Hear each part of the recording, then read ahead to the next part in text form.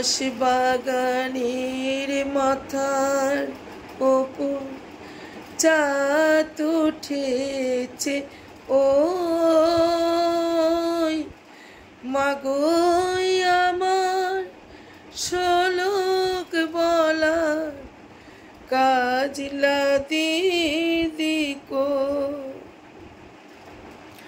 বাঁশ বাগানের মাথার ওপর চাঁদ উঠেছে, ওই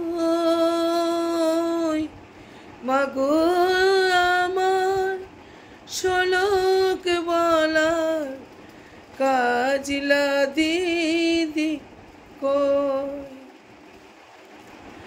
পুকুর পাড়ে লেবুর তলে থোকাই থোকাই জোনাক জলে, ফুলের গন্ধে ঘুম আসে না, একলা জেগে রই।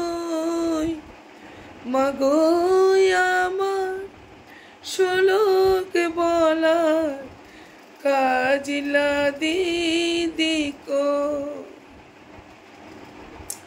বাঁশ বাগানে মাথার উপর চাঁদ উঠেছে, ওই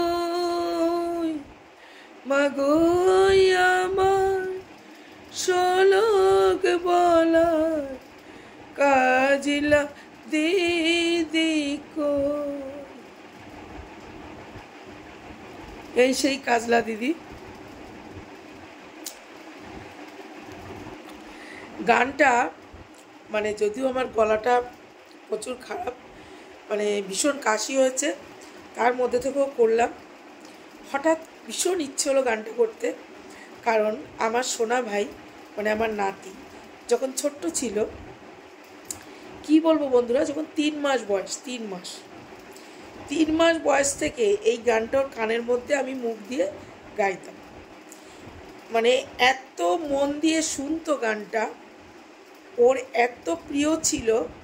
মানে ওর যখন 2.5 বছর 3 বছর বয়স, তখন অবধি এই গানটা গাইলেই, যখন এই গানটা মানে করতাম, যত কান্নাই করুক, তো কোনো কারণে কাঁদছে, খিদে পেয়েছে খাবে বা যে কোনো কারণে কাঁদছে, যখনই আমি এই গানটা করবো চুপ হয়ে যাবে, একদম চুপ হয়ে যাবে এই গানটা শুনে।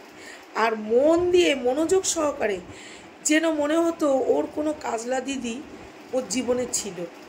সেই কাজলা দিদির কথা বললেই ও একদম চুপ হয়ে যায়, আর কিছু যেন একটা ভাবে।